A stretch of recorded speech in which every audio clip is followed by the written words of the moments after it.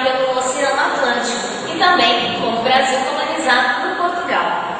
Ela se tornou independente em 1975 e sofreu com as guerras civis que durou aproximadamente 30 anos, dessa década de 75 a 2002. Hoje ela vive um regime presidencialista e sua economia tem crescimento médio de 20% ao ano. Falaremos de um lado diferente da África hoje, não um lado triste com guerras e fomes, mas sim do lado urbano e cosmopolita do país. E os nossos convidados de hoje é o Mário França, doutor em Ciências Sociais e economista. Boa noite, Tamires. É um grande prazer estar aqui hoje para debater esse programa destinado ao público jovem, esclarecer o aspecto econômico e político do país Angola, que é um país rico em cultura, um país formal do Brasil. E está aqui conosco hoje também o doutor em Sociologia, o senhor Eric Cris. Boa noite, Tamires. Boa noite, telespectadores.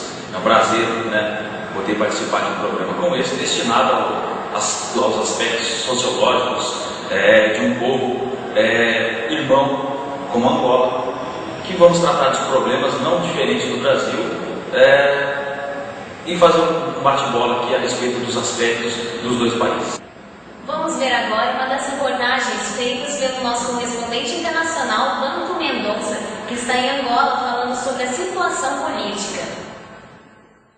Angola é esse país lindo e rico, banhado pelo Oceano Atlântico, como você vê a imagem. Este aqui é o Oceano Atlântico.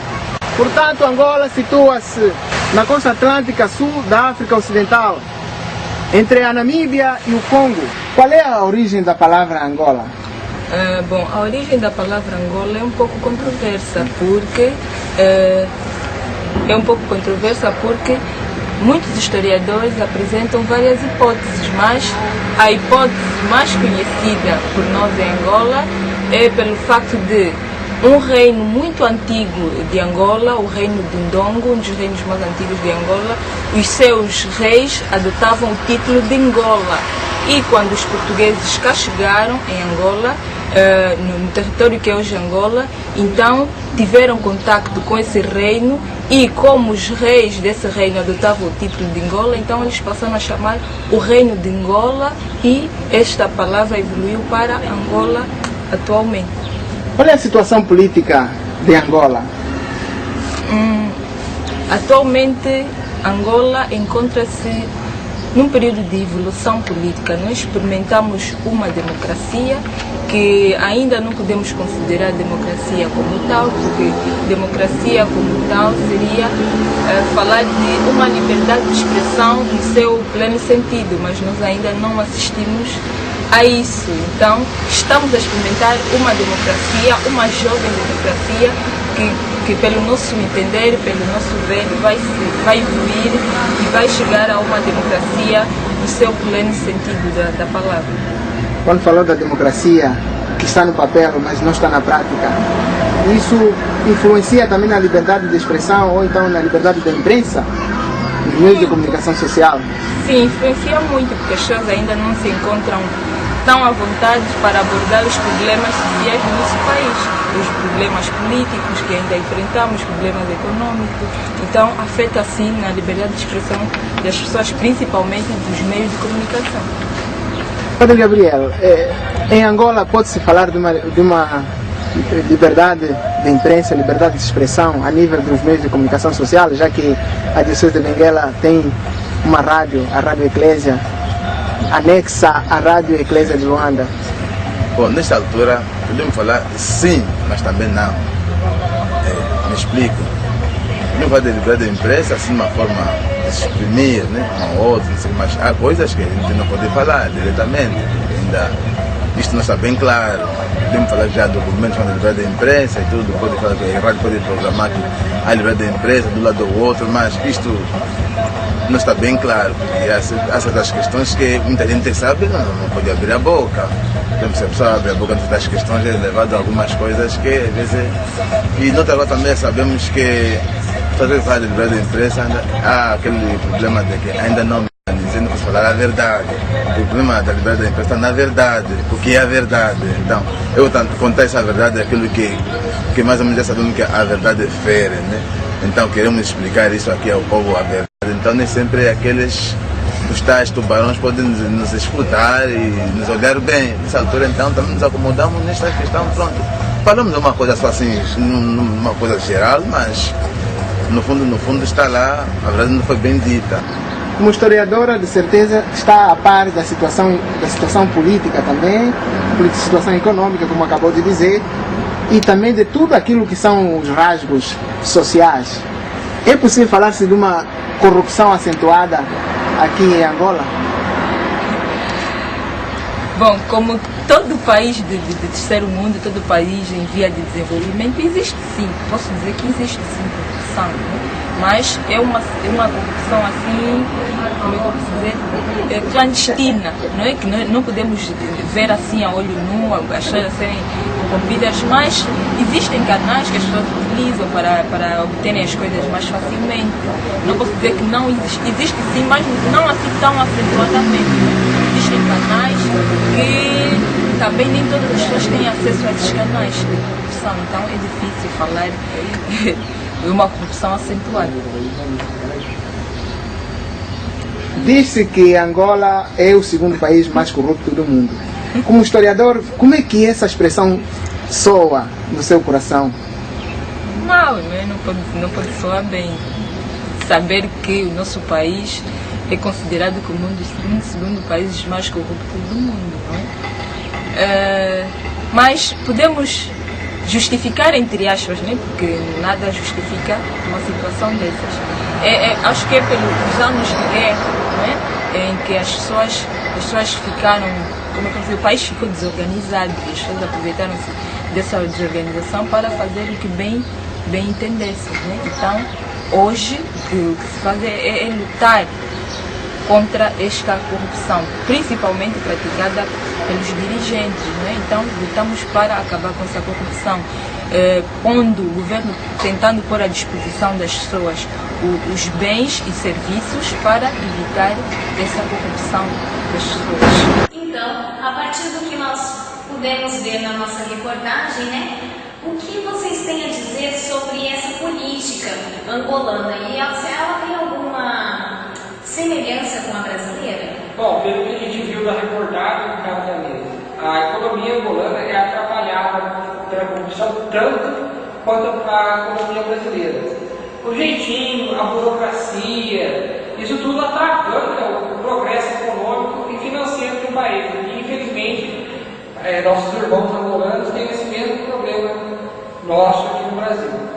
Sim, esse jeitinho brasileiro talvez tenha também um jeitinho angolano. Sim, provavelmente, países do terceiro mundo, o nível de corrupção é muito alto, porque a burocracia ajuda a fomentar isso. Por exemplo, na Nova Zelândia, país da Oceania, para você abrir uma empresa leva-se 2 dias. No Brasil, para você abrir uma empresa leva-se 120 dias. E agora, para você abrir uma empresa, você leva 240 dias. Então, há uma discrepância muito grande entre abrir uma empresa na Nova Zelândia, no Brasil e Angola. E isso atrapalha a globalização do comércio. Não sei se o Gabriel conhece, se o Eric concorda. Concordo com o que o Marco está dizendo, sim. Até porque a gente viu na reportagem que o país está em crescimento, igualmente o Brasil, mas também a sua corrupção cresce junto.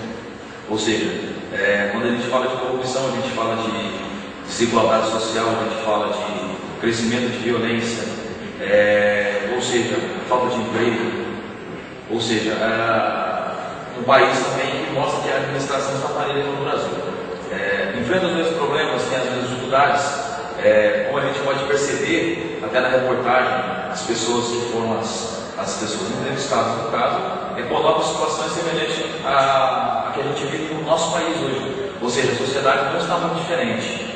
A gente vê que é um pouco parecido e o nível social dos dois povos a gente pode, de repente, resumir que parece que enfrentam os mesmos problemas, as mesmas dificuldades e, o que o Mário disse, está tudo envolvido na política, na economia e, infelizmente, a classe C e D, vamos colocar assim, são as que mais sofrem esse impacto devido aos problemas que os países juntos sofrem.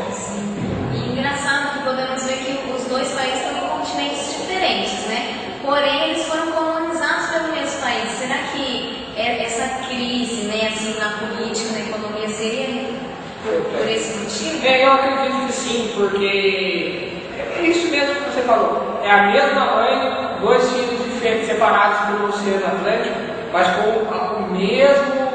os mesmos problemas, as mesmas seriemanias. Então, deve-se a Portugal. Portugal também é um país do terceiro mundo, encravado na costa da Europa. Então, muito obrigada pelo nosso início do debate, né? Então vamos agora para os nossos comerciais.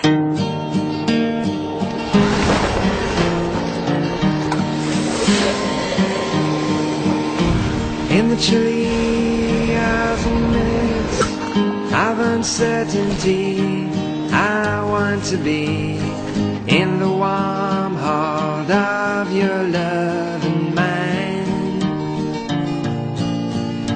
to feel you all around me and to take your hand along the sand. But I may as well try and catch the wind. When sundown pales the sky, I want to hide a while behind your smile, and everywhere I look, your eyes would find. For me to love you now would be the sweetest thing, 'twould make me sing. But I may as well try and catch the wind.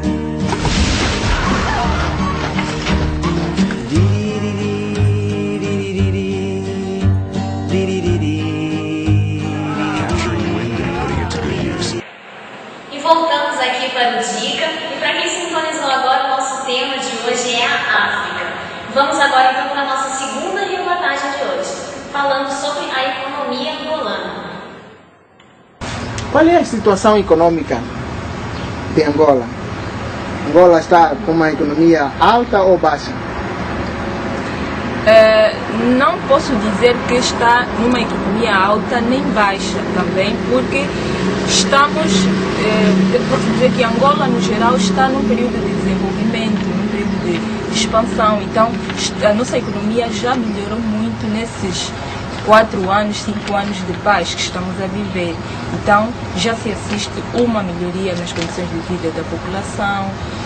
O governo tenta implementar programas para melhorar a qualidade de vida, o salário dos trabalhadores, dos funcionários públicos também já tende a satisfazer mais as necessidades. Então podemos dizer que a economia em Angola está a evoluir, está a dar os primeiros passos para uma economia alta. País rico de recursos, em recursos naturais, o petróleo, o diamante, o ouro, o cobre, a prata, enfim.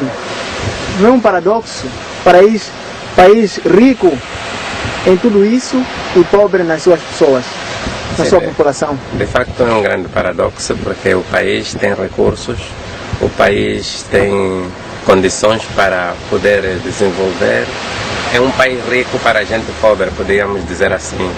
Porque durante esse tempo todo se investiu muito na guerra, em armamentos, em outras coisas, mas investiu-se pouco na educação, de tal forma que nos falta quadros para poderem dar continuidade no projeto do próprio país, porque temos poucos quadros formados e aqueles que estão formados não estão bem enquadrados, estão formados numa área e estão a trabalhar numa outra área, porque por causa dos recursos também que são poucos.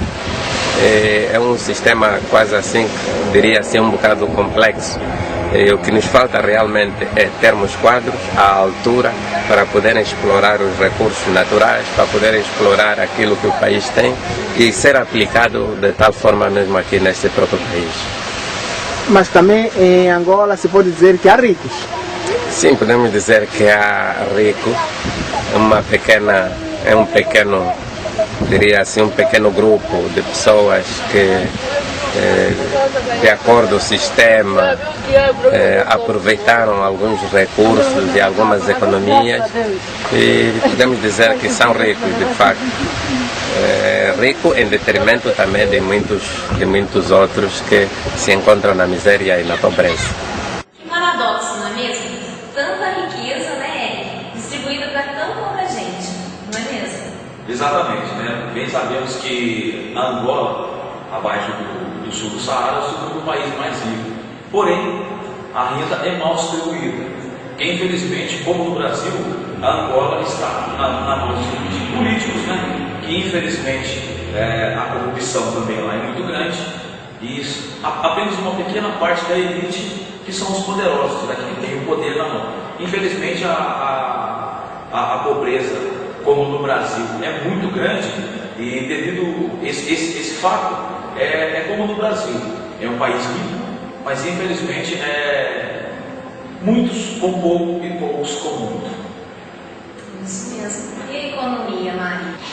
Veja bem, Camila, a economia angolana é baseada nas exportações de minérios, como o ouro, a prata. Tá vendo? Os caras estão rindo sozinhos. Mas ele também ainda. Eu acabei lembrando dos parabéns. Não, concentre. Vamos lá. Jornal Nacional, 8h30, entrando no ar. Vamos lá? Exatamente, como eu já disse. Exatamente, a economia angolana é fortemente baseada nas exportações. O que a Angola exporta para o mundo? Minérios tais como o ouro, prata, cobre, diamantes, marfim e principalmente petróleo. A Angola tem uma grande reserva natural de petróleo, o que leva a economia angolana a crescer a galopantes 20%.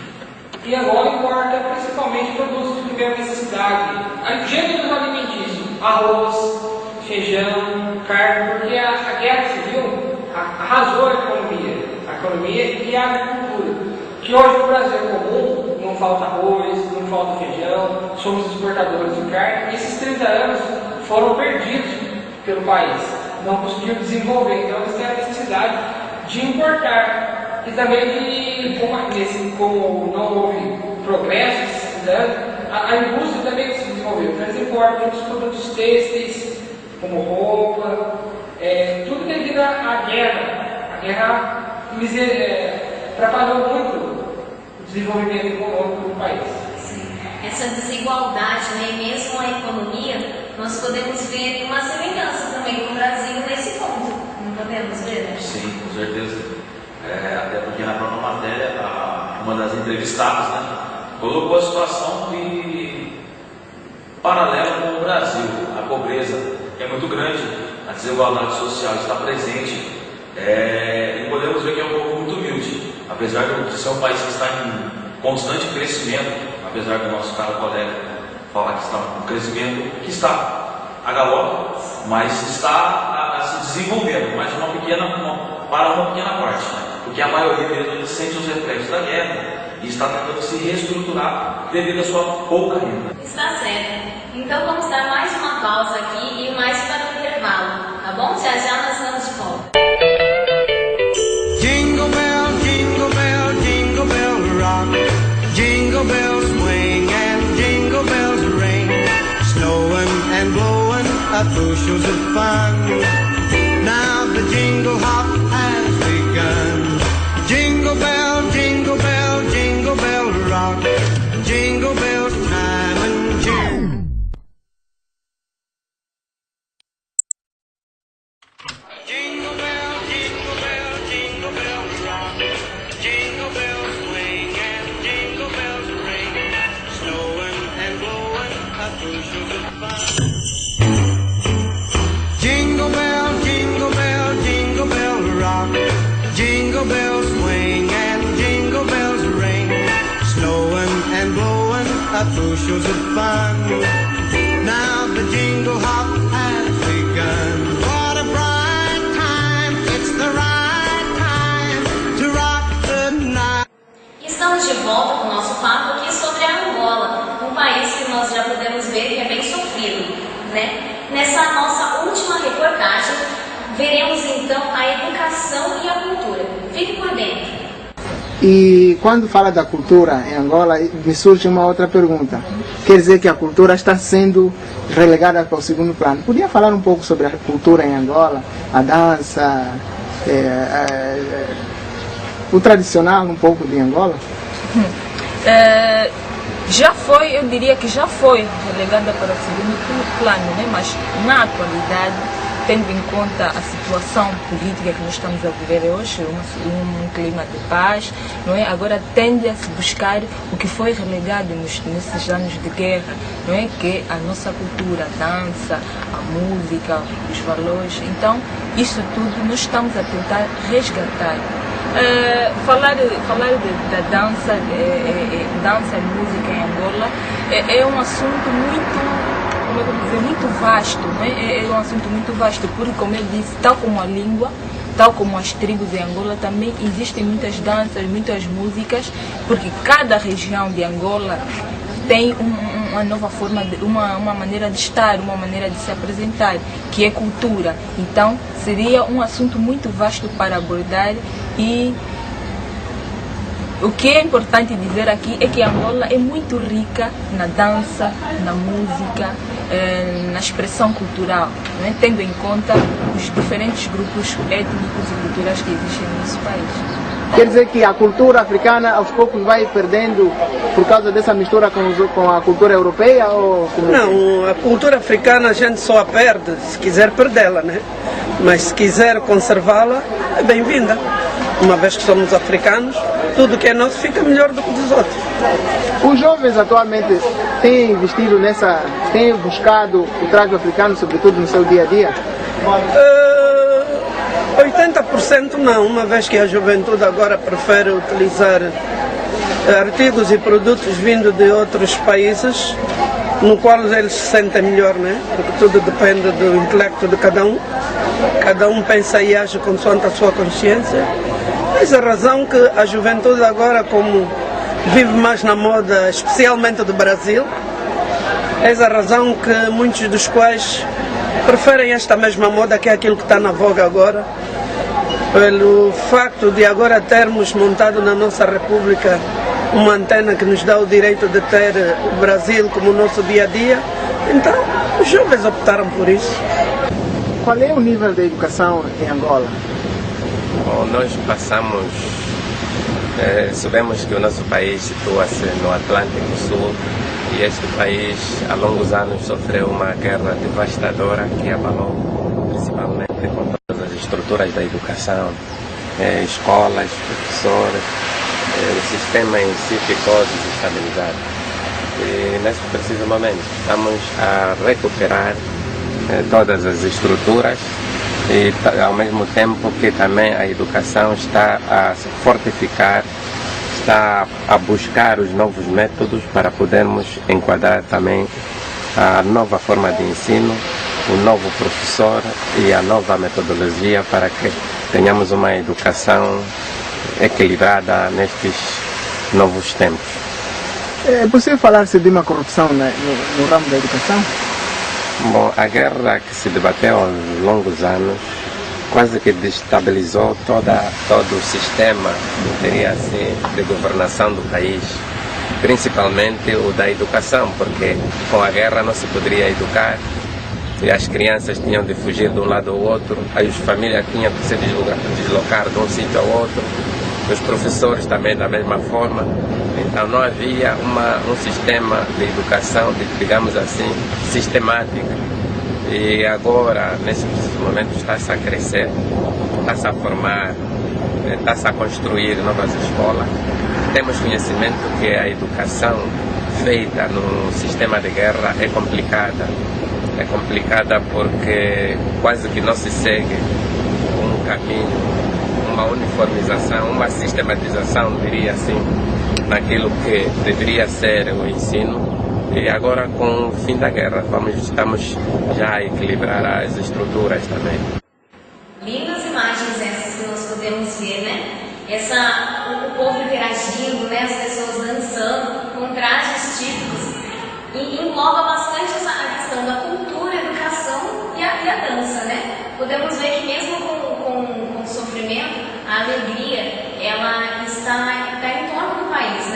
a gente consegue ver um paralelo com o Brasil? Então, Samir, o povo pobre de Angola é semelhante ao povo pobre do Brasil. Porque, devido à matriz cultural, genética, ser a mesma, sermos todos, em certa parte, portugueses. Então, há muita dança, muita música, não importa se sejam ricos ou se sejam pobres.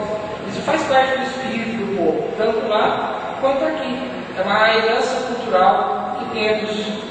Isso mesmo. Essa questão da cultura, né, da dança, como a gente pode ligar isso com o Brasil? Então, Clarice, diferentemente do Brasil, a gente percebe que a Angola ela resgata mais a questão da cultura, a questão dos valores, dos seus costumes típicos, a questão da dança, os trajes típicos, isso é levado muito em conta. É diferente do Brasil, porque o Brasil a gente sabe que quando se fala em música, quando se fala em dança, é uma pequena minoria que tem essa percepção de apreciar, de saber o que realmente é música. E lá não, a gente pode perceber que é uma coisa bem centrada, até na questão do seu vestimento, mesmo, seus trajes, eles valorizam muito isso. E o brasileiro já não tem essa questão de preocupação com a vestimenta, se tem a preocupação com a cultura, ou seja, infelizmente até a questão musical é diferente. Porque aqui a cada hora é uma coisa que toca, é um ritmo que toca, e a gente pode perceber que lá é uma coisa só que domina. A cultura deles é bem diferente da nossa, num contexto geral, apesar de ser um pouco muito parecido, são costumes diferentes, são trajes diferentes, pensamentos diferentes. Sim, eu creio que assim, até para o Brasil ser um país grande, né, recebe muita referência dos outros países também, né? Com certeza, acho que a gente está vivendo isso atualmente, diariamente. O Brasil sofre essa influência, diferentemente de Angola, que ainda dá muito valor à sua cultura e resgata demais a questão típica de cada cidade, de cada local, diferente do Brasil, que cada lugar é uma cultura diferente. Levando agora para a questão da educação, Mário, que nós podemos traçar? Então, a educação em Angola foi arrasada também pela guerra. Esses 30 anos de guerra debilitaram o conhecimento do povo. Então, a falta de mão de obra especializada, a falta de produção científica, a falta de profissionais do mercado, médicos capacitados, farmacêuticos capacitados. Então, eles têm que importar. Quanto mais importa, é difícil o crescimento disso no país. Isso atrasa a economia também, dificulta para a economia. Então, agora que eles estão conseguindo estruturar uma educação, estruturar as universidades, estruturar os ensinos médios, estruturar o ensino fundamental. Então, essa geração não vai ser possível essa estruturação, vai ser para a próxima geração de angolanos que vai haver conhecimento pleno e difundido. Seria um problema do governo governamental?